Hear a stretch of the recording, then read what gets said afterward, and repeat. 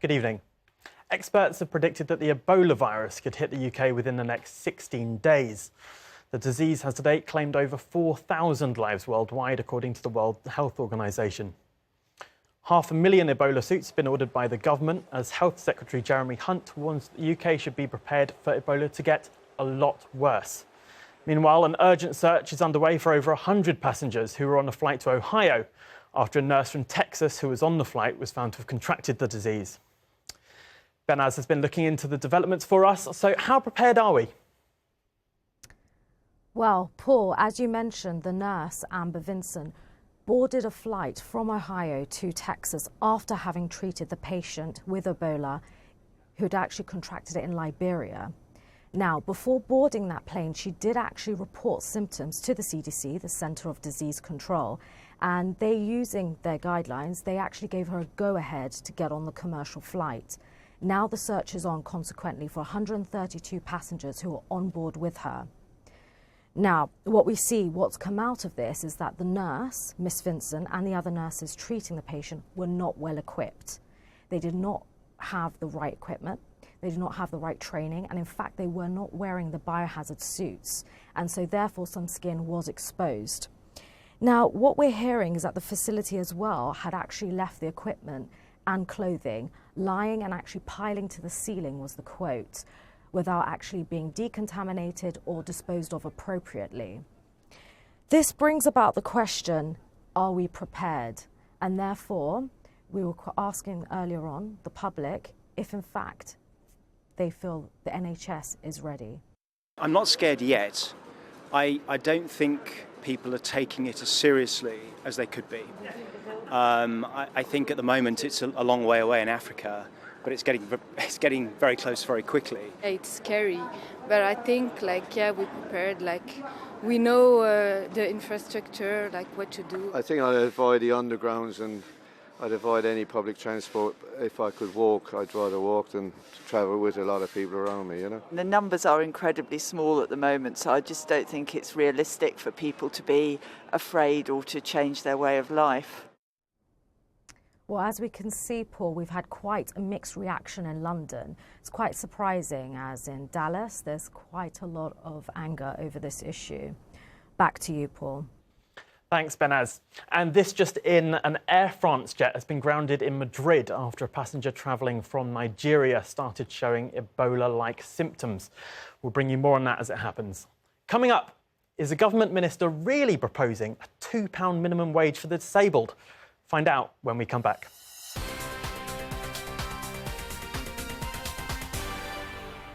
Welcome back to CNN. I'm Sanah Sheikh with the 4 o'clock news.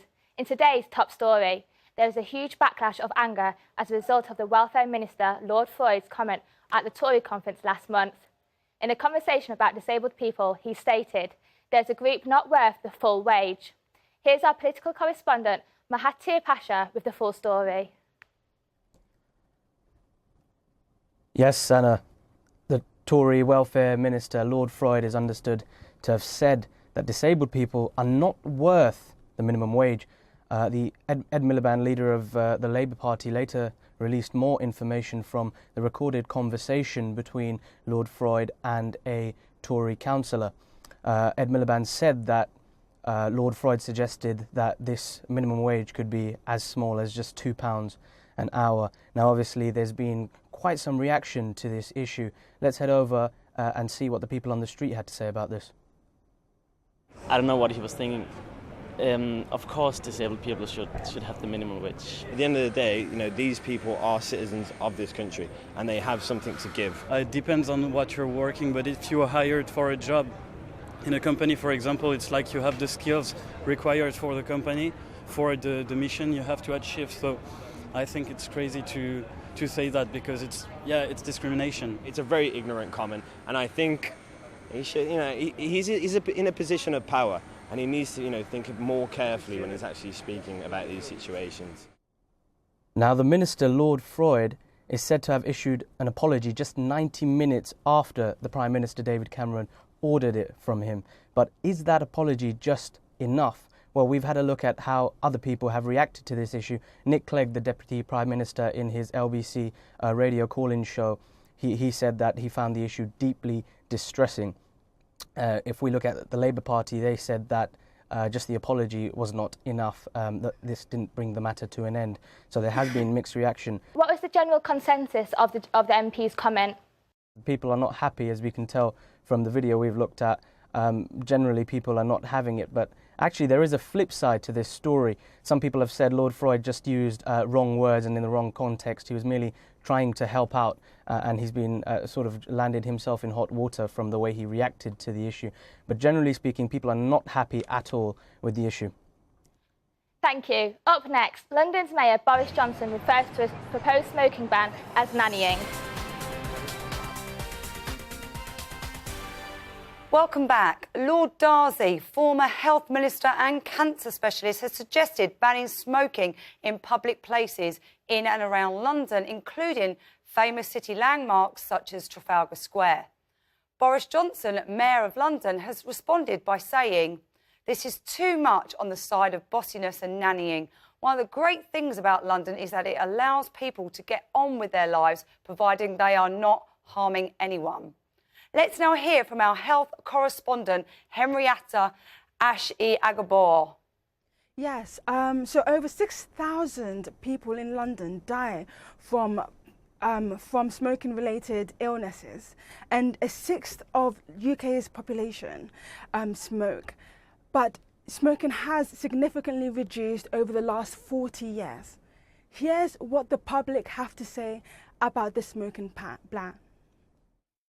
Smoking is terrible for the health. It costs a fortune, and it's just detrimental to the young people of the world. So I think ban smoking completely. Cigarettes are the most heavily taxed item in the world. The governments make a lot of money off of it. For them to do that now, I don't see the real reason why. And for them to ban it in public places, it's ridiculous. The bans that have gone in place in bars and restaurants have clearly had a pretty big impact already. So, I think if you extend that to other public spaces, it's probably good for non-smokers. Not everyone wants to inhale people's smoke and stuff.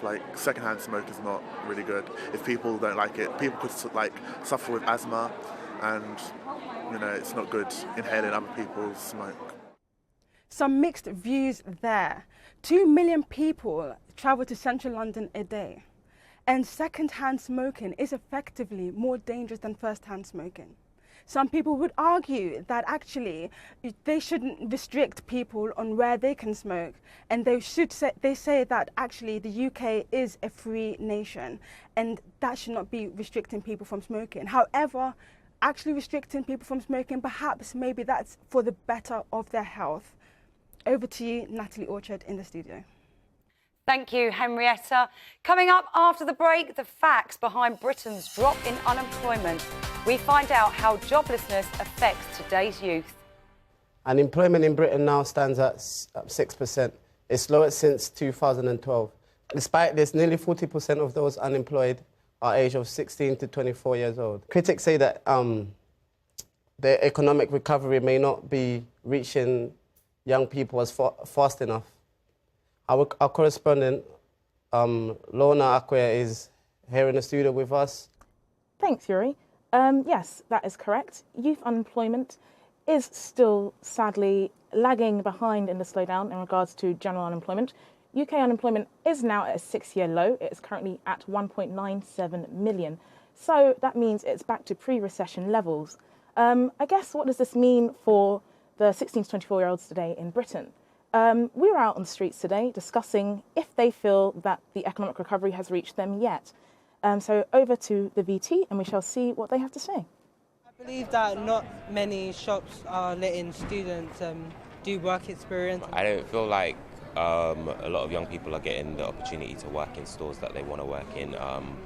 And obviously you need experience to get on to the next level. If someone's really passionate about something and wants to do something, I think they should be given that chance to do what they want to do and get their name out there, get started, get a bit of money behind them from working in companies. And if companies ain't allowing that, then I feel that it's not helpful to the youth of today. So as you can see, there was a lot that was said on the streets by 16 to 24-year-olds in London. Despite the fact that youth unemployment is reducing at a slower rate, it should be mentioned that in the last economic quarter it has reduced by 100,000. But as you can see, there does appear to be a clear lag or discrepancy between the sort of training that's on offer for young people today in regards to apprenticeship schemes. So I guess that is something that needs to be addressed by the current government if we could say that the current unemployment rate is an economic success story. Thank you very much, and back to Yuri. Interesting stuff, Lorna. Thank you. Coming up next, in the next hour, we have sports and a lot more to you for you.